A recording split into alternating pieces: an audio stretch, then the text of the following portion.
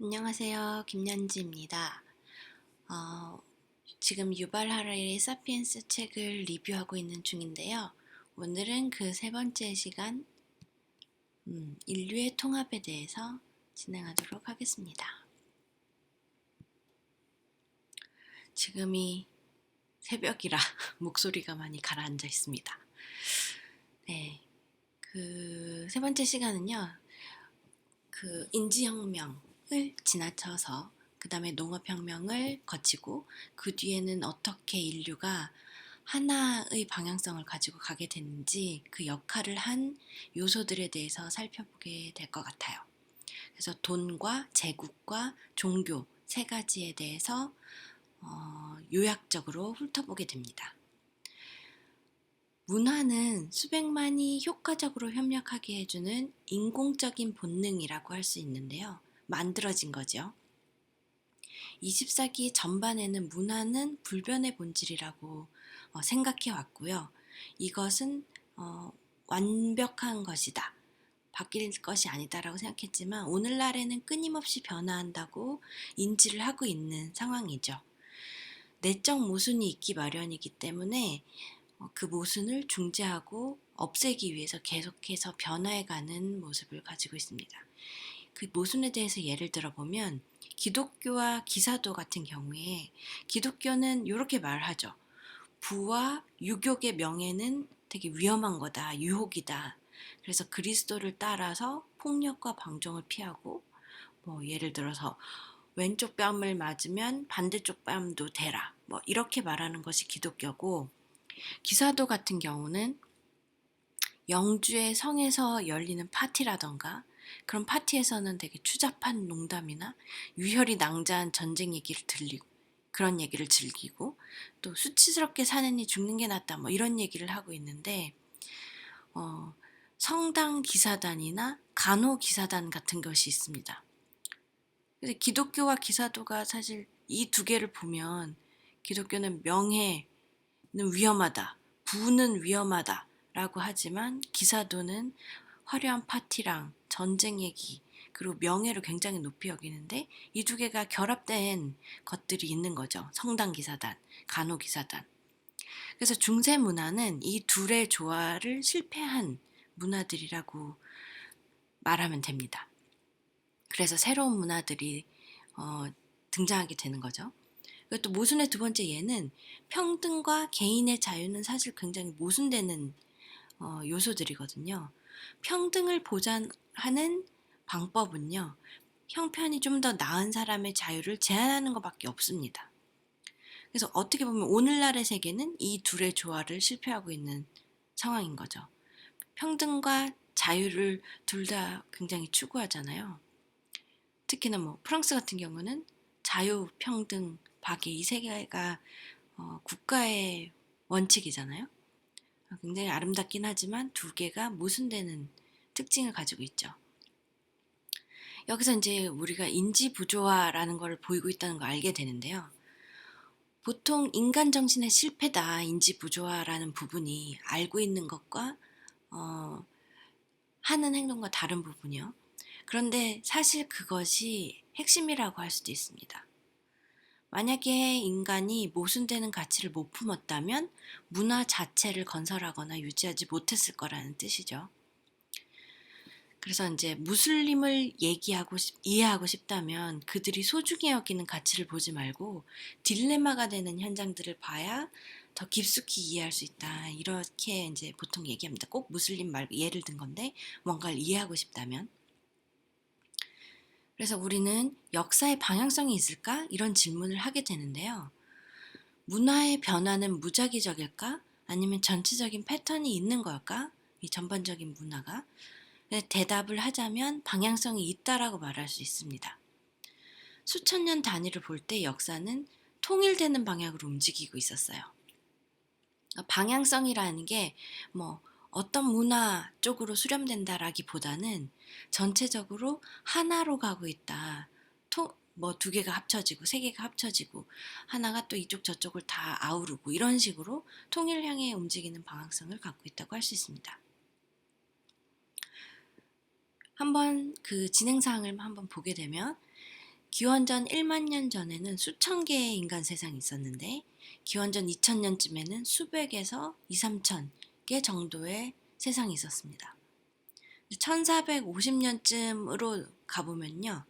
90%는 아프로아시아, 그리고 10% 나머지 10%는 4개의 세상, 메소아메리카, 안데스, 호주, 그리고 대양에 있는 섬들, 이런 세상으로 재편되게 되죠. 그리고 1521년이 되면 스페인이 아즈텍을 점령하게 되면서 메소아메리카를 아프로아시아가 흡수하게 되고요. 그리고 대양 세계, 이렇게 두 가지 큰 덩어리만 남게 됩니다. 그리고 1532년은 안데스를 스페인이 잉카까지 먹으면서 안데스를 흡수하게 되고요. 1606년은 호주에 첫 상륙을 하면서 호주까지도 영국이 호주를 점령하게 되면서 흡수하게 됩니다. 그래서 현재는 전 인류가 동일한 지정학적, 경제적, 법적, 과학적 체계를 공유하고 있어요. 모두 논쟁하고 싸우지만 그 논쟁에 사용하는 개념이나 무기는 동일하고요. 고유 문화는 전멸했다고 볼 수도 있습니다. 사실 민속요리라고는 하지만 그게 실제적인 민속요리는 아니죠. 네, 우리도 뭐 김치가 우리의 민속요리다라고는 하지만 그 중에 뭐 무도 우리나라에서 나온 작물이 아니고요. 고추 우리나라에 나온 작물이 아니죠. 그래서 어디까지를 민속요리라고 봐야 되는가가 되게 묘한 부분이 있습니다. 지구적 비전. 기원전 1000년에서 기원 후 1년 정도가 보편적 질서가 뿌리내린 그런 중요한 기간이라고 볼 수 있는데요. 호모사피엔스는 사람을 우리와 그들로 나눠서 생각하는 그런 특징을 가지고 있어요. 그러나 인지혁명을 시발로 해서 처음 보는 사람, 그들이죠. 그들과도 협력을 할 수 있는 능력을 가지게 되고요. 인지혁명 이전에는 필요에 의해서만 관심을 가졌죠. 그리고 또 그 후 보편적 질서의 후보가 등장하게 되는데요. 인류의 잠재적 통일을 내다볼 수 있었던 부류들이죠. 그것이 이번 시간에 훑어볼 경제, 화폐의 질서, 정치, 제국의 질서, 종교, 종교의 질서, 이렇게 세 가지라고 볼 수 있습니다. 그래서 경제는 상인들이 인간을 잠재적인 고객으로 바라보는 그런 특징을 가지고 있고요. 통일할 수 있는 그런 시점인 거죠. 그리고 역사상 최고의 정복자는 돈이었습니다. 돈은 극도의 관용과 융통성을 가진 특징을 갖고 있는데 좀 이따 살펴보겠고요. 정치의 정복자는 인간을 잠재적인 신민으로 바라봅니다. 그래서 결국에 다 아우르려고 하는 그런 니즈를 가지고 있죠. 그리고 종교 같은 경우는 예언자들은 인간은 잠재적인 신자다 라고 보고 있고 다 그렇게 또 아우르려고 하는 방향성을 가지고 있습니다. 자, 그중 첫 번째 돈에 대해서 살펴보겠습니다. 돈은 어떻게 신과 왕이 종교나 정치가 실패한 곳에서 성공할 수 있었을까요? 돈이 가장 대박이랬죠. 모두를 점령한. 금의 예를 들면 아즈텍 원주민들은 이제 스페인 사람들에게 왜 그렇게 금에 열광하나요? 라고 질문을 하게 되는데 스페인의 코르테스는 이렇게 대답한다고 하네요. 나와 내 동료들은 금으로만 나을 수 있는 마음의 병을 앓고 있기 때문이야. 이렇게밖에 설명이 안 됐던 거죠, 그때는. 그리고 종교 전쟁을 하는 이들도 돈 앞에는 관용하게 되는데요. 사실 제일 배타적이고 자신의 그 신념을 밀어붙이는 쪽이 종교잖아요. 예를 들면 카톨릭 주교도 무슬림의 주화를 씁니다. 이 무슬림 주화에는 알라 외에 다른 신은 없다라고 새겨 있을 지경인데 사실 카톨릭은 종교전쟁을 할 정도로 굉장히 신념이 강했는데 이렇게 알라 외에 다른 신은 없다라고 새겨있는 이 주화를 충실하게 복제해서 발행하고 또 기독교인들은 신을 굉장히 두려워하는 사람들인데 그럼에도 불구하고 이 주화를 기쁘게 사용하게 됩니다. 또한 무슬림 상인 역시 기독교 주화를 사용해서 사업을 하고 그리고 무슬림 통치자들 임에도 불구하고 예수와 성모 마리아 주화로 세금을 받았습니다. 굉장히 관용적인 부분이죠. 돈 앞에 관용. 예전에는 호혜와 의무로 유지됐죠. 사회가. 하지만 호혜와 의무는 낯선 사람들한테는 안 먹혔죠. 모르는 사람한테 무슨 호혜겠어요? 그래서 중앙 집중적으로 이제 해보려고 했던 시도들도 있었는데요. 그런 예를 들면 이제 그 물물교환 같은 거를 중앙 집중적으로 해보려고 하는 시도도 있었죠. 예를 들면 소련이 그렇게 했는데 실패했습니다. 소련은 이런 방식이었죠. 능력에 따라서 일하고 필요에 따라서 받는다. 내가 일을 더 잘할 능력이 있으면 더 많이 하지만 받는 거는 필요에 따라 받는. 하지만 이제 인간의 특성상 그렇게 진행되지 않고 최소한 일하고 최대한 받아낸다. 이런 성향을 보였기 때문에 이제 실패한 거죠. 그래서 이 해결 방법은 돈이었는데요. 낯선 사람한테까지 먹혔던 방법인 거죠. 그래서 화폐는 이제 돈이 화폐인 셈인 건데 순수한 정신적인 혁명이라고 볼 수 있습니다. 화폐란 개념이 매우 만들어진 거죠. 원래 있는 것이 아니고. 그런데 그거를 모두가 믿었다는 게 굉장히 놀라운 일인 거죠. 예전에는 별보배 고둥 껍데기라고 하는 그런 조개 껍데기가 화폐로 많이 쓰였는데요. 4,000년간 화폐로 사용이 됐었고, 그리고 20세기 초에 우간다에서도 이거를 사용했었던 굉장히 오랜 역사를 가지고 있는 화폐입니다. 그래서 조개패 그 한자를 보면 굉장히 많은 곳에 이런 물물 교환이라던가 거래, 돈이 사용되는 곳에 굉장히 많은 곳에 사용되고 있어요. 사다매, 팔다매 이런 데도 조개패가 들어가 있고요. 상업이나 뭐 교역 같은 거를 뜻하는 한자에도 다 조개패가 들어가 있죠. 그래서 교도소나 수용소에서는 담배가 그 화폐의 역할을 하고, 그러나 되게 신기한 부분이 세계에서 지금 현재 60조 달러 정도가 사용되고 있는데 이 중에 90% 정도는 숫자만 존재하고 있는 그런 양이라고 하면 돼요. 굉장히 신기하죠? 당연하면서도 사실 그게 굉장히 신기한 일인 거죠. 화폐는 전환과 저장과 이동을 도와주는 역할을 합니다. 그래서 이게 성공할 수 있었던 거죠. 그런데 이 화폐를 왜 사람들이 이게 왜 성공했냐 하면 사람들이 집단적인 상상의 산물을 믿기 때문인데요. 가장 보편적이고 효율적이고 상호 신뢰적인 시스템이기 때문입니다. 신뢰를 창조한 것은 복잡하고 장기적인 정치사회 경제 네트워크인데요. 최초에는 이 상상의 산물을 믿지 않았기 때문에 가치 있는 물건이 화폐로 쓰였어요. 예를 들면 보리 같은 거죠. 그런데 이 화폐의 그 가치는 가치 없는 것을 믿었을 때 이제 폭발하게 되는데요. 화폐라는 것의 능력은 예를 들어서 기원전 2, 3천 년 전에 메소포타미아에서 은으로 된 화폐가 있었는데 은은 쓸모가 없죠. 먹을 수 있는 것도 아니고. 근데 이 은을 가치 있는 것으로 믿기 시작하면서부터 이런 돈에 대한 개념이 폭발하게 됩니다.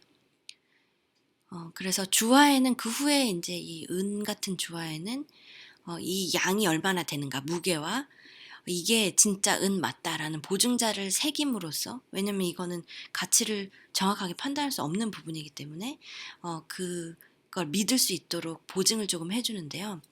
이걸 버틸 수 있었던 것은 이 위조를 하면 왕권 침해라고 생각했었고 반역행위다. 그래서 고문과 죽음을 당하게 됩니다. 그래서 위조하지 않고 그 가치를 믿을 수 있도록 보증했었던 거죠. 근대 말에 금이 등장하면서 세계가 단일 화폐권역에 들어오게 되는데요. 그러면 왜 금을 믿었을까요? 처음에는 한 군데서는 되게 흩어져 있었죠. 어디는 금을 믿고 어디는 은을 믿고 화폐로 사용하고 그런 게 있었는데 두 지역이 연결되면서 수요와 공급에 의해서 평준화되게 되기 때문에 이제 금을 믿게 됩니다. 예를 들면 인도는 금이 쌌고 그리고 스페인에서는 금이 비쌌다. 그러면 인도에서는 금을 화폐로 사용하지 않았으니까 그건 그냥 뭐랄까 금속이었던 거죠. 그러면 이제 무역이 생기게 되죠. 그래서 금의 가치를 아는 쪽에서 인도에서 금을 캐서 지중해 쪽을 비싸게 파는 이런 무역을 하게 되고 그렇게 되면서 점점 가격 평준화가 되면서 사람들은 저쪽 사람들이 금을 믿는다는 이유만으로 이쪽 사람들까지도 그걸로 이제 거래가 가능하니까 금을 믿게 되는 거죠. 관용성의 정점에 이르게 되는데요. 돈은 관용하게 될 수 있는 이유가 뭐냐면 다른 사람들이 뭔가 믿는다는 사실만을 믿으라고 하기 때문이에요. 예를 들면 종교 같은 경우는 우리한테 직접 뭐를 믿으라고 요구하잖아요. 그런데 돈은 돈을 믿어라라고 하지 않고 저 사람들은 돈을 믿어. 그것만 믿어라고 합니다. 너는 안 믿어도 되지만 저쪽 사람들이 믿으니까 그 정도 그들이 믿는 거에만 맞춰줘. 이 정도는 해줄 수 있잖아. 그래서 관용성의 정점을 다다른 거고요. 믿어야 되는 그 신용에 되게 합리화를 시켜주는 거죠.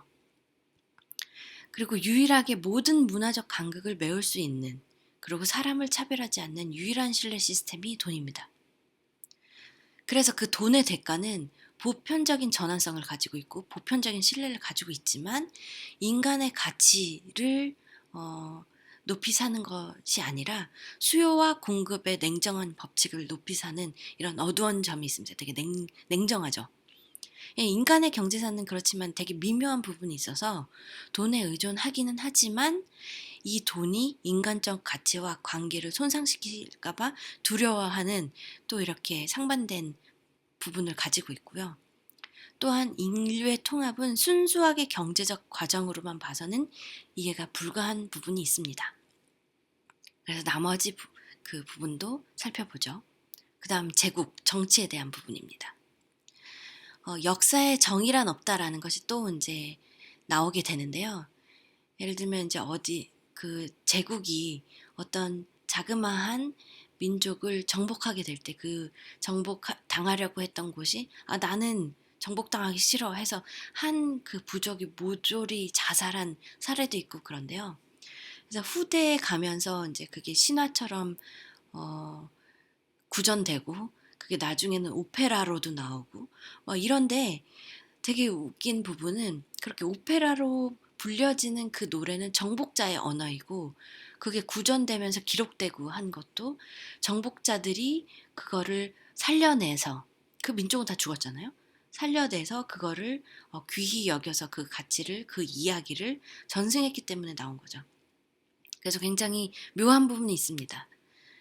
되게 아름다운 그런 부족의 그 가치가 높이 사졌으면 좋겠는데 그 높이 사는 사람들과 언어는 정복자의 것들이다. 이런 부분들이 있는 거죠. 네, 정의가 없는 그 역사의 한 측면 또 제국을 한번 살펴보도록 하죠. 제국이란 무엇인가를 보면 제국의 이제 정의, 특징이 있습니다. 하나는 다른 문화를 가진 서로 떨어진 지역들이 그리고 또 서로 다른 민족이나 국민들이 있어야 됩니다. 또 하나는 국경이 탄력적이어야 되고 무한한 식욕을 가지고 있다는 특성이 있어요. 그러니까 기본 구조와 정체성은 유지하면서 이렇게 막 확장해 나가는 거죠. 이렇게 오로지 이 두 가지, 문화적 다양성, 국경의 탄력성, 이 두 가지로만 정의되는데요. 엮인 방식에는 상관이 없어요. 군사적으로 정복을 했던, 자발적으로 동맹을 맺었던, 혼인으로 해서 이어졌던 엮인 방식 전혀 상관없고 정부 형태도 독재든 민주주의든 상관이 없고요. 크기도 상관이 없어요. 그래서 아테네 제국 같은 경우에는 그리스 크기였고요. 조그마죠. 그런데 100개의 국가를 지배했고 아즈텍 제국 같은 경우도 멕시코 크기 정도의 제국이었는데 371개의 부족을 지배했습니다. 하지만 하나의 제국이었죠. 그들은 그렇게 생각했고 제국은 인류의 다양성을 급격히 축소시킨 이유가 되는데요. 그래서 다양성이란 부분이 나오니까 또 이제 그 아바타 행성이 좀 생각나죠. 예전에 우리가 다 정복해 나가면서 많은 동물들의 종들을 전멸시켰듯이 그전엔 굉장히 되게 다양하고 아름다운 동물들이 살고 있는 아바타 행성 같았는데 그거나 마찬가지죠. 제국이 들어오면서 인류의 다양성을 급속히 축소시켰는데 그 전에는 우리가 알고 있는 이런 민족들보다도 훨씬 다양하고 되게 신념도 다양했고 문화도 다양했던 굉장히 다양한 민족이 있었는데 제국이 들어서면서 다 통일되게 되는 천편일률적인 이런 모습을 가지게 된 거죠. 제국은 사악하다라고 하는 그런 무리들이 있습니다. 비판하는 하나의 이제 얘기는 제국은 제대로 작동하지 않아. 효율적으로 다스리는 불가능해. 라고 비판하는데요. 그건 사실이 아니다. 가능했습니다. 제국의 분열은 스스로의 분열이었고요. 외부가 공격해서 분열되지 않고 내부적인 분열이 거의 대부분이었고, 또 제국이 무너진다고 해도 그 소속되어 있던 그 부분들은 독립하지 않았어요. 그냥 그 제국의 사람들이 됐죠. 또 하나의 비판은 가능해도 실행하면 안 된다라는 시점입니다. 제국은 착취하고 되게 사악하다라고 해서 제국은 나빠, 가능하다 그래도 제국을 하면 안 돼라고 하지만 제국은 이익을 가지고 철학이나 예술이나 사법제도, 나아가서 자선 같은 데도 썼습니다. 그리고 이집트인 같은 경우에는 아랍 제국을 흡수했는데요. 자신과 동일시하는 모습을 보여줬고요. 너네들은 노예야가 아니라 자신과 동일시하는 모습도 보여줬고, 줄루족 같은 경우는 예를 들면 줄루족을 사랑했지만 대부분 이 줄루 제국의 줄루족들은 본인들 자체가 줄루족이 아니라 줄루족의 제국에 들어가지 않기 위해서 저항하고 버티다가 편입된 종족들입니다. 이런 모습을 보면 이 비판 두 가지는 그다지 설득력이 있지 않죠. 페르시아의 키루스 대왕 같은 경우는 새로운 제국관을 보여주게 되는데요. 너희를 정복하는 것은 너희를 위해서다라는 방향성을 가지고 있습니다. 그래서 우리는 페르시아는 유대인을 지배하고 싶지 않아. 유대인의 왕이기도 하고 싶어. 복지에도 책임을 지고 이런 모습을 보였는데요. 원래 인간은 우리와 그들로 분류한다고 했죠. 그래서 딩카족, 딩카라는 말은 사람들을 뜻했고요. 누에르족의 누에르도 원래 사람들이라는 뜻을 갖고 있습니다. 유픽족의 유픽이란 뜻은 진정한 사람들, 이란 뜻이죠. 다들 자신이 이제 올이었죠. 우리가 이제 모두를 뜻하는 거였는데요. 그러나 이제 키루스 같은 경우는 모두를 아우르려 했고, 추후에 이 페르시아의 키루스 대왕의 그 방향성은 알렉산드로스, 그리스, 로마, 무슬림, 그리고 더 나아가서 인도, 소련, 미국 등에도 이어지게 됩니다. 너희를 정복하는 것은 너희를 위해서다 라는 방향성이죠. 그래서 지배를 정당화하고 반란 시도를 무효화하는 데 굉장히 좋은 역할들을 했었는데요. 그들이 우리가 될 때 문화를 융합한 이유가 나옵니다. 첫 번째는 편하려고. 표준은 굉장히 유용하잖아요. 그래서 편하기 위해서 문화를 융합한 그런 게 하나의 이유가 되고요. 또 하나는 정통성을 얻기 위해서. 그래서 피정복자들에게 이 정복자들의 문화나 제국이 더 좋다고 주장하는 겁니다. 그리고 또 그 피정복자들도 스스로 그걸 믿어버려요. 그게 더 좋은 거구나라고. 또 이제 우리 지금으로도 그런 예들을 볼 수 있는데요. 영국 같은 경우에는 자유주의와 자유무역이 되게 좋은 거야 라고 하면서 전국들을 제패해 가죠. 소련 같은 경우에는 프롤레타리아 유토적인 독재를 신념을 가지고 이거를 전파하기 위해서, 남들을 위해서 이런 걸 퍼뜨려 나갔죠. 미국 같은 경우에는 제3세계에 민주주의와 인권의 혜택을 줘야 돼 라고 하면서 퍼뜨려 나가고 있죠. 하지만 그 방식은 미사일과 전투기로서 퍼뜨림지언정 이게 정말 좋은 거니까 나는 너네들을 위해서, 너네들이 민주주의와 인권 이 좋은 혜택을 받게 하기 위해서 미사일을 쏴가지고 너네들을 이걸 믿게 해줄 거야. 너희들을 위해서라고 하는 거죠. 융합에는 그런데 시간이 걸려서 제국이 결국엔 다 흡수한다고는 하지만 그 낀 세대는 그런 즐거움을 득할 수 없었죠. 그 낀 세대는 예외입니다. 예외가 되죠. 그래서 제국의 주기는 그 낀 세대를 포함해서 이렇게 되는데요. 제국을 일단 건설하고 제국 문화가 구축되고, 그러니까 다른 데를 흡수해서 제국을 더 키우죠. 그쪽도 제국에 들어가죠.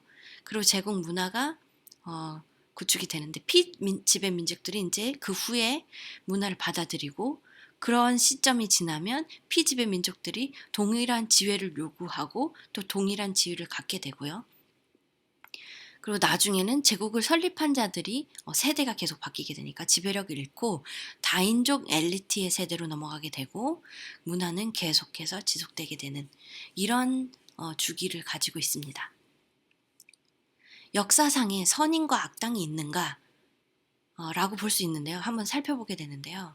예를 들면 인도에서 영국 양식을 건물을 파괴해야 해. 영국은 악당들이니까. 라고 주장하게 된다면 타지마할, 그 아름다운 그 건물인 타지마할은 어떤가? 라고 살펴보게 되는 거죠. 타지마할은 그러면 진정한 인도 문화인가? 이건 무슬림 제국주의가 만든 이방인의 창조물 아닌가? 그래서 영국 양식 건물 파괴한다면 타지마할도 파괴해야 되는 거 아닌가? 이렇게 되는 거죠. 어디까지가 진정한 문화고 어디까지가 이방인의 문화냐는 거죠. 그래서 문화적인 유산들을 바라볼 때 우리는 이 선인과 악당으로 딱 끊어 말할 수 없다는 거죠. 그래서 굉장히 복잡하다 이런 거를 받아들여야 되고 과거를 단순화해서 이거는 좋은 거 이건 나쁜 거라고 하는 건 의미가 없다라는 거를 인정을 하는 것에서부터 우리가 문화적 유산을 이해하는 것이 시작된다고 볼 수 있습니다. 그래서 지금 우리가 살고 있는 지금을 보면 지구 제국이라고까지 할 수 있는데요. 각각의 독립성을 점점 잃고 있고요. 많은 것이 발전하게 되면서 다 통일되고 있는 상황이죠. 각각의 나라들이 독립적인 국가를 만들고 있음에도 불구하고 재정적, 환경적, 사법적인 글로벌 기준들이 또 따로 있어서 그걸 따라야만 하고요. 지구 제국의 뜻에 따라야 되는 거죠. 다인족 엘리트가 통치하고 있고 공통의 문화와 이익에 의해서 지탱되고 있는 모습을 보이고 있고 그래서 이제 많은 사람들이 제국으로 들어와라는 유혹에 점점 동참해서 제국을 선택하고 있습니다. 종교의 법칙, 세 번째 법칙인 종교의 법칙을 살펴보죠. 오늘날 종교는 차별과 충돌과 분열의 근원입니다. 지금 저희가 세 가지 요소로 인류가 통합된 걸 보고 있잖아요. 돈, 정치, 종교. 근데 오늘날 종교는 반대로 차별과 충돌과 분열의 근원이 되고 있어요. 하지만 원래의 종교는 인류를 통일하는 매개체였죠. 원래 종교의 핵심 역할은 취약한 사회 구조에 초월적인 정당성을 부여하는 역할로 쓰였습니다. 그래서 최고 권위자가 정해놓은 것으로서 사회적 안정을 확보하는 그런 역할을 했었죠. 그래서 종교를 정의해 보자면 초인적 질서에 대한 믿음을 기반으로 하는 인간 규범 가치 체계라고 할 수 있습니다. 간단히 말해서 첫 번째, 초인적 질서가 있다. 인간의 능력을 넘어서는 질서가 있다. 두 번째, 규범과 가치를 설정한다. 이 두 가지를 가지고 있는 게 종교라고 할 수 있는데요. 필요로 하는 추가 속성들이 있죠. 보편적이다. 이 질서를 설파하는데 되게 보편적으로 맞아 들어가는 내용이죠. 보통은. 그리고 선교적이다. 이걸 전파하라고 강력하게 요구하는 이런 두 가지 추가적인 속성이 있고요. 이런 속성은 기원전 1000년쯤 전에 등장하고 그러나 이제 고대 종교는 더 옛날 종교는 오히려 지역적이고 배타적이었어요. 그런데 이제 통일 향해 나가는 종교는 개선된 종교라고 할 수 있겠죠. 반대적으로 보편적이고 선교적이죠. 사실 종교는 양들을 침묵시킨 후에 그 필요성에 의해서 나왔는데 한번 살펴볼까요? 농업혁명은 종교혁명을 동반하게 돼요. 초기에는 인간은 수많은 존재 중에 하나였죠. 그래서 애니미즘이 그 당시에 종교였는데요. 양은 양의 신이 있고 나무는 나무의 신이 있고 그리고 사람은 사람이었죠. 그래서 다 동등한 그런 존재였었는데 농업혁명이 되면서 동식물은 우리랑 동등한 존재가 아닌 소유물로 끌어내려지게 되죠. 그래서 우리가 마음대로 할 수 있는 존재가 된 거죠. 그래서 애니미즘이라는 게 조금 약화되게 되는데요. 하지만 우리가 통제하긴 하지만 제한이 있었죠.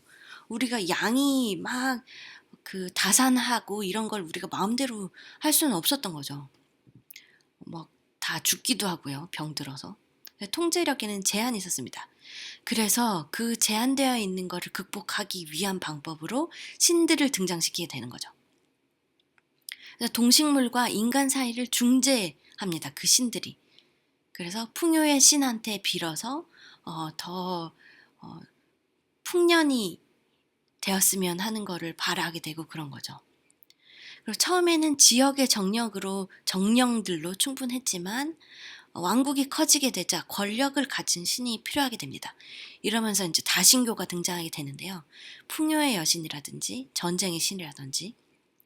그러고 나서 동물뿐 아닌 호모 사피엔스 지위에까지 영향을 주게 되는데요. 말하자면 인간이 신한테 빌면 그 일이 이루어지는 거니까 결국 인간이 신을 리모트 컨트롤하는 거죠. 이렇게 하게 해주세요 라고 하면 그렇게 되는, 그래서 인간의 지위까지도 격상하게 됩니다. 애니미즘은 인간을 수많은 존재 중에 하나였다면 다신교의 시각으로서는 신뿐 아니라 인간의 지위도 격상하게 되고 동물은 이제 떨거지가 되는 이런 방향성을 가지고 있습니다. 우상 숭배의 이점은요, 다신교와 애니미즘은 우상 숭배의 이제 이점에 대해서 돌아보게 되는데요. 다신교의 애니미즘은 사실은 배후의 최고 권력을 인정하고 있어요. 양을 믿고 나무를 믿지만 그럼 그 양과 나무를 아우르는 뭔가 또 있지 않나라는 걸 은근히 인지하게 되는 거죠. 다신교도 마찬가지고. 그러나 다신교의 최고의 권력은 이런 뭔가 그 위에 뭔가 더 있을 거야, 최고 권력이 있을 거야라고 하지만 이 최고의 권력은 관심과 편견이 있어서는 안 돼요. 관심이나 편견이 있으면 말이 안 되니까요. 왜냐면 편견이 있으면 한쪽 편만 들어줘야 되잖아요. 그럼 그건 그냥 다신교의 한쪽 하나의 신인 거죠.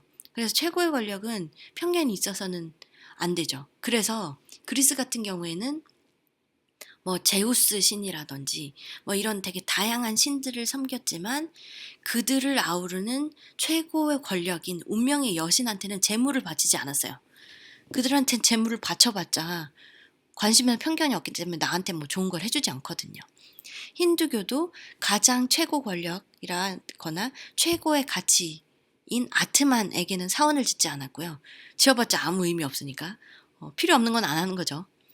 욕망과 두려움은 무의미하며 더럽다고 생각하는 요런 최고 권력의 방향성이 있습니다. 하지만 말했듯이 아트만에게는 사원을 짓지 않았던 그런 거, 일반인들은 세속에 관심이 많기 때문에 부분적인 권력을 가진 신한테만 접근하게 되는 거죠. 최고 권력엔 관심이 없어요. 그들은 내가 원하는 걸 들어주지 않거든요. 그래서 다신교도들은 한편으로는 하나의 권력, 최고 권력의 존재를 알고는 있지만 다른 한편으로는 편견을 가진 수많은 권력을 믿는 이런 특성을 가지게 돼요. 다신교도들은 열린 마음을 갖고 있는데요. 그래서 이단과 이교도에 대한 처벌이 별로 없었어요. 그리고 피정복민들을 개종하지 않았죠.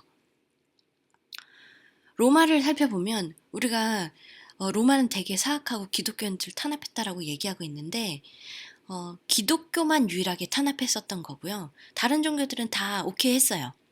그런데 기독교만 왜 그랬을까? 유일하게 탄압하게 된 이유도 들어보면 되게 오해가 있어서 그랬던 거예요. 로마는 기독교인들에게 종교를 포기하라고 하지 않았습니다. 다만 정치적인 이슈로 황제한테는 경의를 표하라고 한 거죠. 그런데 기독교인들은 그것을 종교적으로 인식하고 혹은 정치적으로 인식했지만 그럼에도 종교적인 그 바운더리 안에 포함된다고 생각하고 격렬히 거부합니다. 정치적으로 황제에게 경의를 표하라고 한 부분조차도 반대하는 거죠. 그래서 로마는 어떻게 생각해요, 그거를? 정치적인 반역으로 판단하는 거죠. 종교적인 이슈로 판단하는 게 아니고. 그래서 소극적으로 받기를 했어요. 이 소극적으로 말한 거는 황제 주도의 박해는 4건밖에 없었던 거예요. 로마인을 살해한 그러니까 로마인이 살해한 기독교인은 3세기 동안 몇천 명밖에 안 됐어요. 이게 왜 그렇게 많지 않은 수냐면 기독교인이 1500년간 해석이 다른 기독교인, 다른 종교도 아니고요. 다른 기독교 분파인데 살해한 혁명, 되게 말을 자꾸만 이상하게 하네요. 종교 전쟁에서 살해한 수가 수백만 명이 이르거든요. 그럼 로마인이 살해한 기독교인이 몇천 명이라고 하면 이건 되게 소규모라고 할 수 있는 거죠. 종교 전쟁을 한번 좀 더 이 기회에 들여다보면요. 신교도들은 요런 방향이었죠. 믿는 모든 사람들은 구원되고 천국에 가야 한다. 근데 카톨릭 구교는 천국에 입장하려면 신자들이 교회 의례에 참석하고 선행을 해야만 한다. 라고 되게 문을 좁혔었죠.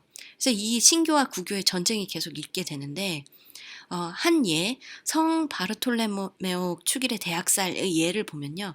하루 만에 10,000명의 신교도, 개신교도들을 살해합니다. 그리고 로마 교황은 이것을 매우 기뻐하며 기념하기 위한 축하 기도회를 열고요. 바티칸에 대학살, 이 하루 만에 개신교를 10,000명을 죽인 이 학살에 대한 프레스코 장식을 넣게 됩니다. 되게 모순적이죠. 이제 일신교로 넘어가 볼까요? 다신교 중에 특정 소신에 빠져서 이거를 우주 최고 권력, 유일신이다라고 믿게 되는 현상이 일어나게 되는데요. 되게 신기한 부분은 유일신을 믿으면서도 여전히 이 유일신이 사심과 편견을 가진 것으로 생각하는 거예요. 그리고 거래가 가능하다. 내가 뭐를 바치면 그 신이 뭔가 해줄 거야 라고 생각하는 이렇게 생각하게 되죠. 모순이죠. 이렇게 되면서 일신교가 탄생이 됩니다. 최초에는 유대교가 이제 어떻게 보면 가장 최초의 그런 모습이라고 할 수 있는데요.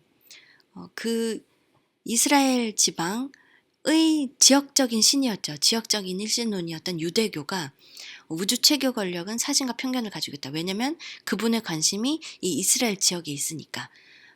그래서 이제 이렇게 일신론을 믿기 시작하는데요. 유대교를 믿던 바울이 이 개념이 가치가 너무 좋은 거예요. 우리의 신이. 그래서 그 지역을 전파하기 위해서 더 많은 사람들에게 이 좋은 믿음을 믿게 해주고 싶다라고 해서 전파되어 나가게 되죠. 그래서 결국에는 이 기독교가 로마 제국까지도 접수하게 되는데요. 역사상 되게 이상한 사태 전개라고 뽑히는 그런 사례라고 볼 수 있어요. 이 기독교 모델을 받아서 아라비아에 갖고 있는 아라비아에서 시작된 이슬람교는 대서양을 건너 인도까지 퍼져나가게 되는데요. 이 사례도 또한 더 이상하고 놀라운 업적이라고 적어놨더라고요. 굉장히 신기한 상황들이죠.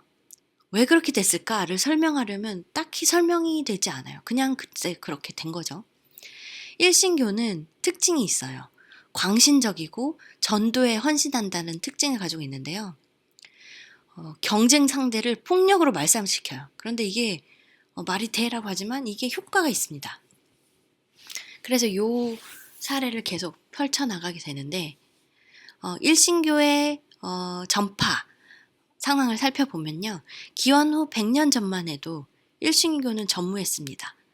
그러다가 기원 후 500년쯤 됐을 때 로마가 기독교가 되고 그리고 또 유럽, 서아시아, 북아프리카가 일신교화되고 기원 후 1500년쯤 되면 대부분의 아프로아시아, 동아시아와 아프리카 남부 정도를 빼고 대부분의 아프로아시아가 일신교가 됩니다. 그리고 남아메리카, 아메리카, 오세아니아 쪽에 이제 그 손길을 펼치게 되고요. 오늘날은 동아시아를 제외한 대부분은 일신교라고 얘기할 수 있겠습니다. 일신교의 세상이 된 거죠. 하지만 일신교 내부에 다신교들이 살아남았는데요. 보통 일신교는 세속적 욕구에 비해서 우주 최고 권력이잖아요. 그러니까 일반인은 그런 모두에게 평등하고 뭔가 한쪽에 치우치지 않은 이런 일신교의 사상을 이해하기는 굉장히 어려운 거예요. 세속적 욕구에 비해서는 너무 고귀한 거죠. 그래서 섞습니다. 일신교와 다신교를. 예를 들면 하나님은 우주 최고 권력이죠. 그래서 누구를 더 사랑하고 그렇지 않거든요. 그래서 하나님이 나만 좋으라고 나를 위한 일을 해줄 수는 없는 거죠. 그래서 기독교 성인들을 붙입니다. 예를 들면 성 엘모 같은 경우는 굴뚝 청소부의 성인이고요. 성 마테오는 세금 징수관의 성인입니다. 이 성인들은 그들을 위한 일들을 할 수 있는 거죠. 너무 좋죠. 그래서 예를 들면 켈트 섬의 사례를 보면요. 그 섬의 여신이 브리지드라는 섬의 여신이 있었어요. 근데 그 섬이 기독교화 됐거든요. 그러니까 그 브리지드, 섬의 여신 브리지드가 세례를 받습니다. 그래서 현재도 성 브리지드 성인이 카톨릭인 켈트 섬의 성인으로 추앙받고 있어요. 되게 재밌죠. 기독교가 되긴 됐지만 옛날에 그 섬의 여신 그대로 남아있는 거죠. 그래서 책에는 이렇게 표현해 놨어요. 일신교는 요란한 팡파르를 울리면서 대문으로 잡신을 내쫓고서 창문을 통해서 이 잡신들을 다시 끌어들였다. 되게 재미있는 표현이죠. 그리고 또 이제 다신교는 이신교도 났는데요. 저는 이 책 읽으면서 이 종교에 대해서 조금 정리가 좀 됐던 것 같아요. 이신교는 선과 악을 믿는 그런 종교죠. 그래서 인류에 계속해서 질문되는 부분이 이 부분이 있어요. 왜 착한 사람에게 나쁜 일이 일어날까? 해결하기 쉽지 않은 문제죠. 이건 악의 문제예요. 일신교에게는 풀기 어려운 질문이죠. 왜 우리의 신이 착한 사람한테 나쁜 일을 만들까요? 풀기 어려운 질문입니다. 그래서 이제 주된 해석은 이렇게 보통 풀어요. 인간에게 자유의지를 허락한 신의 방식이다. 라고 보통 설명을 하는데 석연찮은 면이 있습니다. 이렇게 해석하기에. 하지만 이신교한테는 되게 깔끔한 문제예요. 이건 악의 신이 한 거다라고 하면 깔끔하거든요. 그러나 이 이신교한테는 또 문제가 있습니다. 선과 악이 싸운다면 그들의 공통 법칙은 무엇이며 그 법칙은 누가 정했나? 다신교에서도 있었던 문제죠. 질서의 문제. 이 질서의 문제에 들어가게 되면 이신교한테는 되게 풀기 어려운 질문이 됩니다. 사실 이 두 가지 문제를 한꺼번에 해결하는 방법이 있어요. 그건 뭐냐면 온 우주를 창조한 전능한 유일신이 있는데 일신교. 그런데 그 신이 악의 신이다라고 하는 거예요. 그러면 왜 착한 사람에게 나쁜 일이 일어날까도 해결되고요. 공통법칙도 있는 거죠. 유일신인 법칙이니까, 유일신이니까. 그렇지만 요 해법을 지지할 수 있는 용자는 없는 거죠. 어쨌건 이신교로 돌아서 이신교는 1000년 이상 번성했고요. 우리가 기억날 거예요. 조로아스터교 이게 이제 기억 막 나죠? 저도 옛날에 세계사 시간에 나왔던 게 막 기억이 나던데 이신교는 1000년 이상 번성을 하고 지금까지도 조금 남아있는 조로아스터교는가 이제 대표적인데 아후라 마즈다라는 선 쪽, 앙라 마이뉴라는 나쁜 쪽, 이 두 세력이 막 경쟁을 하고 우리는 선한 신을 도와서 선을 더 퍼뜨려야 된다 이런 거를 믿는 그런 종교였죠. 그래서 이 종교는 페르시아, 사산제국, 중동, 중앙아시아, 그노시스파 마니교에 이르기까지 이제 영향을 주고 펼쳐나갔는데요. 한때 로마를 이 조로아스터교가 먹을 뻔했대요. 로마가 기독교가 그 종교적으로 점령했죠. 그런데 조로아스터교 이 이신교가 점령할 뻔했었다고 또 합니다. 한 시점에는. 하지만 이 이신교는 기독교와 이슬람에 패배하게 되고요. 하지만 일신교의 기본 사상에 이 이신교적인 게 많이 있어요. 예를 들면 강력한 악의 힘 같은 것들인 거죠. 근데 사실은 말이 안 되는 건데요. 전지전능 유일신인데 악의 힘이란 게 왜 있습니까? 그렇지만 악이 신한테 허락도 안 받고 나쁜 일을 벌이고 하죠. 그래서 유일신이나 이신교 둘 중에 하나 선택하는 게 맞는데 인간은 모순을 믿는 놀라운 능력을 가지고 있기 때문에 이거를 믿는 거죠. 일신교임에도 불구하고. 게다가 신과 악이 싸울 때 우리가 도와야 한다고까지 상상을 하게 되고 그래서 지하드나 십자군 같은 게 이제 그런 거죠. 우리가 도와서 신을 도와야 돼서 우리가 들고 일하는 거죠. 막 싸우고. 하지만 보통의 기독교에는 일신론적인 하나님도 믿고, 다신론적인 성자도 믿고, 이신론적인 악마도 믿고, 애니미즘에 들어가 있는 유령 같은 것도 믿어요. 그래서 요걸 제설혼합주의라고 하는데 온갖 게 다 섞였다라는 거죠. 그래서 진정한 인류의 유일신은 제설혼합주의가 아니냐라고 말할 수도 있겠습니다. 자, 그래서 이런 신에 대해서 한번 훑어봤었는데 또 하나의 방향성이 있는데요. 자연의 법칙을 따르는 겁니다. 자연의 법칙은 뭐 해가 뜨고 지고 이런 게 아니고요. 그냥 이런 자연스럽게 흘러가는 이 세상의 법칙을 말하는 건데요.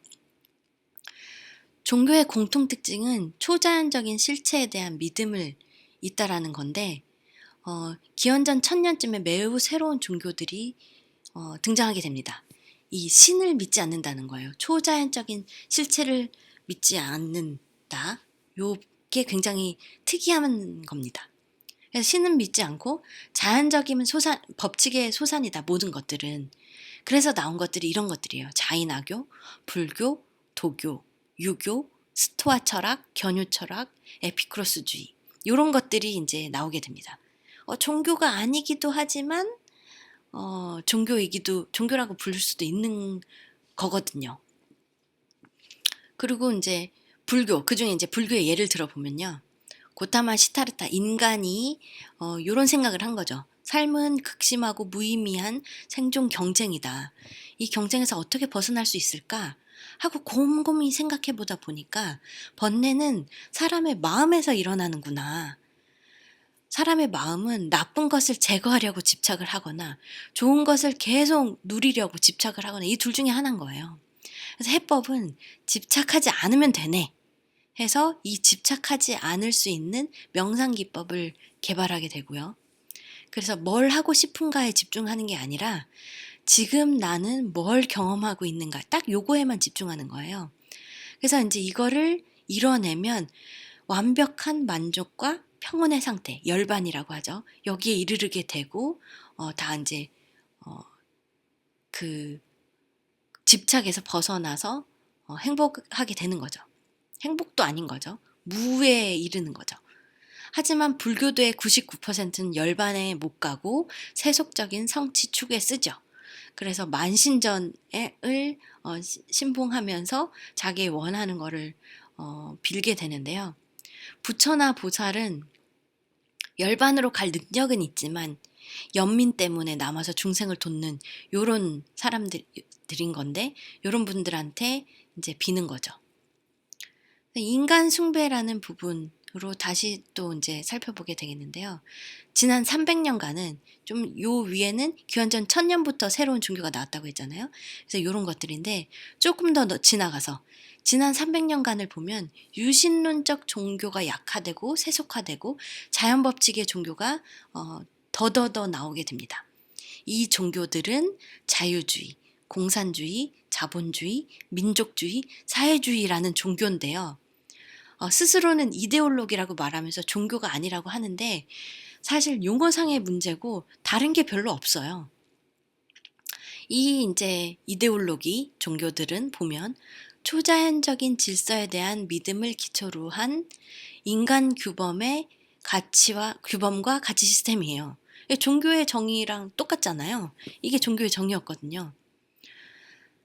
네, 초자연적인 질서 맞죠? 인간의 규범과 가치 시스템 맞죠? 그래서 이제 이 주의들도 자유주의, 공산주의, 자본주의 이것도 종교라고 할 수 있는 거죠. 한번 예를 들어서 볼까요? 공산주의와 불교를 한번 비교해 봅시다. 얼마나 다른가? 그래서 다른 부분은 신이 있다 없다 정도라는 거거든요. 초자연적인 질서와 불변의 법칙 은 맞는 건데 누가 그럼 만들었나? 공산주의는 마르크스, 엥겔스, 레닌이 발견했다. 불교는 시타르타가 발견했다. 똑같죠? 경전과 예언서를 보면 공산주의는 자본론이 있죠. 기념일과 축제, 5월 1일 노동절과 10월 혁명기념일이 있습니다. 순교자와 성전, 마르크스주의에 능통한 신학자들이 있죠. 그리고 인민위원이라는 지도 신부들도 있는 거죠. 트로츠키주의라는 이단도 있습니다. 그리고 광적이고 포교에 열심이죠. 공산주의도. 그래서 신을 믿는 종교와 자연법칙에 기반하는 신없는 이데올로기라고 친다면 모를까, 불교와 공산주의는 특히나 다른 게 없는 거예요. 불교도 사람이 만들었기 때문에. 하지만 이제 신념들은 되게 혼합적이라고 볼 수 있는데요. 요 그림을 한번 보면 정확해요. 초인적 질서에 대한 믿음을 가지고 인간의 규범과 가치를 만들어낸 것을 종교라고 할 수 있는데, 이렇게 원을 두 개 그려보고 교집합에 해당하는 거예요. 그래서 이 두 가지를 가지면 다 종교라고 볼 수 있는데, 이슬람교, 불교, 공산주의가 다 이 종교에 해당하는 거예요. 상대성 이론 같은 경우는 초인적인 질서에 대한 믿음이죠. 하지만 인간의 규범과 가치에 대한 게 나오진 않아요. 상대성 이론을 가지고. 요게 추가되면 이제 종교의 영역이 들어오게 되는 거고요. 축구 같은 경우는 인간의 규범과 가치죠. 하지만 초인적 질서에 대한 믿음, 축구에 대한 믿음이 있지 않잖아요. 그래서 축구에 대한 믿음이 이제 생기기 시작하면 이것도 종교의 영역에 들어가는 거죠. 굉장히 재밌는 정의죠. 그래서 이제 유신론적인 종교는 신숭배에 초점을 맞추는데요. 인본주의적 종교는 호모사피엔스를 숭배하는 또 이런 부분이 나오게 됩니다. 인본주의적 종교는요, 인간성 정의를 두고 세 개 정도로 분리가 되게 되는데, 자유주의적 인본주의, 사회주의적 인본주의, 진화론적 인본주의, 이렇게 세 가지. 이것도 이제 종교의 하나라고 생각해서 이제 여기서 들어주고 있는 거죠. 자유주의적 인본주의는 인권을 강조합니다. 그래서 인간성은 개별 인간의 속성이고 개인은 신성하다. 그래서 일신론적 신앙에 근거하죠. 기독교에서 물려받은. 기독교는 자유롭고 영원한 개인의 영혼에 대해서 얘기하고 있으니까. 그래서 사회적 인본주의는 평등을 강조합니다. 그래서 인간성은 개별적인 게 아니고 집단적인 거다. 그래서 평등 추구하고 일신론적 확신의 개정판이라고 할 수 있죠. 하나님 아래 평등하다라고 하니까. 그리고 세 번째, 진화적 인본주의는 굉장히 독특한데, 인간의 퇴화를 막고 초인으로 진화하도록 고무시키는, 이것만 이제 일신론에서 벗어나는 건데요. 이게 그 국가사회주의를 추구했던 나치에 관련된 내용이라고 할 수 있어요. 예를 들면 돼요. 나치즘은 이제 독일 그 순수 혈통만이 좋다라고 하는 거였잖아요. 오늘날은 진화론적인 인본주의가 지난 60년간 금기가 됐었죠. 나치 시대 지난 다음에 그거는 완전히 말도 꺼내면 안 되는 그런 거였죠. 하지만 부활하고 있어요. 60년간 금기를 깨고. 어떻게? 초인간을 만드는 문제로 부활하고 있습니다. 이건 맨 뒤쪽 가면 나오는데요. 인간의 능력을 점점 뛰어넘는 거죠. 그리고 자유주의적 인본주의에 대한 거는 신뢰가 점점 하락하고 있습니다. 생명과학이 연구되면서 영혼이라는 걸 발견을 못한 거예요. 생물학이 법과 정치학과 연결되면서 인간은 그냥 동물 중에 하나일 뿐. 그래서 자유주의적 인본주의는 좀 가치가 하락되고 있습니다. 자, 그래서 종교에 대해서 쭉 훑어봤고요. 마지막으로 성령의 비결에 대해서 살펴볼 텐데요. 결국 하나의 전 지구적 사회로 이행하는 이런 모습은 필연적인 결과다. 통일되어 가는 거. 하지만 필연적인 결과긴 하지만 그중에 왜 영어가 퍼졌고 왜 기독교가 제일 많고 이런 것에 대한 답을 하기는 쉽지 않습니다. 그래서 왜 그렇게 됐나를 위해서 검증도 하기 쉽지 않죠. 그래서 실험할 수는 없지만 우리는 그런 특징들을 보고서 고민해 봐야 되는 거죠. 특정한 역사 시대에 대해서 많이 알수록 왜 그렇게 전개되는지 설명하기가 어려워지는데요. 예를 들면 지나고 나서 보면 명확해요. 아, 이러했으니까 이렇게 됐겠구나 라고 명확해요. 근데 명확할 수 있는 건 우리가 몇 개 모르기 때문이에요. 몇 개 모르는 걸 가지고 설명이 가능한 거죠. 이러했으니 이렇게 됐다 하고 명백하게 설명할 수 있는데 지나가 보면 명백해요. 뚜렷이 보여요. 하지만 그 시대를 가장 많이 아는 사람, 알면 알수록 누구죠? 그 시대를 살았던 사람들이죠. 그 시대에서 많이 알면 알수록 그런 사람들은 가장 그 시대에서 모르는 사람들이었다고도 할 수 있습니다. 그 시대에는 명백하지 않았던 거죠. 왜 그렇게 되는지 그때는 알 수 없었습니다. 이렇게 된 거는 역사는 제2단계 카오스 계기 때문인데요. 너무나 많은 힘이 서로 작용하고 상호관계가 너무 복잡해요. 1단계 카오스는 자신에 대한 예언이 반응하지 않는 카오스입니다. 예를 들면 날씨.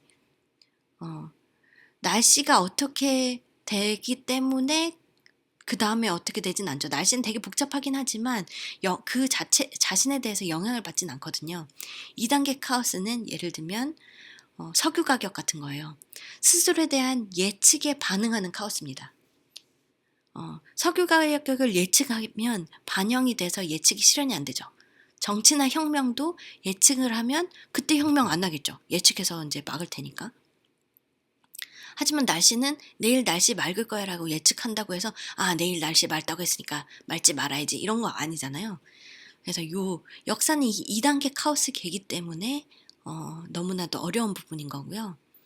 그래서 역사를 연구하는 거는 매래를 알기 위해서라기보다는 우리의 지평을 넓히기 위해서 하는 공부라고 볼 수 있습니다. 역사의 여신은 장님인데요. 역사가 인류에게 이익이 되는 방향으로 작동한다는 증거는 없습니다. 그리고 측정할 수도 없죠. 뭐가 이익인지. 그리고 학자는 문화를 일종의 정신적인 감염이나 기생충으로도 봅니다. 그래서 증식해서 숙주간에 퍼져나가는, 그리고 숙주를 약하게 하기도 하고 죽게도 하죠. 그리고 문화 구성 요소학이라는 부분이 있는데 이 밈이라는 것이 문화적 정보 단위, 성공적인 문화는 숙주와 무관하게 스스로 밈을 증식시키는데 뛰어난 문화라고도 하는 이런 밈에 대한 연구도 많이 되고 있고요. 민족주의는 치명적인 전염병이라고도 합니다. 인간이 혜택이 된다고 했지만 결국에 민족주의 자체에만 이익이 있고 인간한테 도움이 별로 안 되는 거예요. 사회과학의 게임이론이라는 것이 또 나오는데요. 군비 경쟁 같은 경우는 참여한 모든 나라를 파산시키죠. 치킨 싸움이고. 다른 데 쓸 돈이 군비로 들어갔을 뿐 남는 게 없는 거예요. 양쪽이 다 그냥 초토화되는 거죠. 굉장히 묘한 부분이 있습니다. 1500년경에 역사의 가장 중대한 선택이 한번 또 일어나게 되는데요. 이것이 과학혁명입니다. 서유럽에서 그때까진 역사에 있어서 아무 역할 못하던 지역이에요. 되게 그냥 잘 조용히 살고 있었던 지역이죠. 그런데 왜 하필 서유럽에서 이 과학혁명이 일어났는가? 또렷하게 또 이론이 있진 않습니다. 근데 마침 거기서 나오게 되는 거죠. 과학혁명은 이제 마지막 4부에서 제가 다루게 될 텐데요. 과학혁명은 사람이 우리는 바보구나, 우리는 아는 게 없구나 라는 것을 딱 번쩍 깨달으면서 촉발된 그 지금까지 혁명보다도 더 강력한 인류의 변화를 가져오게 될 그런 내용인데요. 다음 시간에 살펴보도록 하겠습니다. 들어주셔서 감사합니다. 다음 시간에 또 봐요. 꼭이요. 제발. 안녕.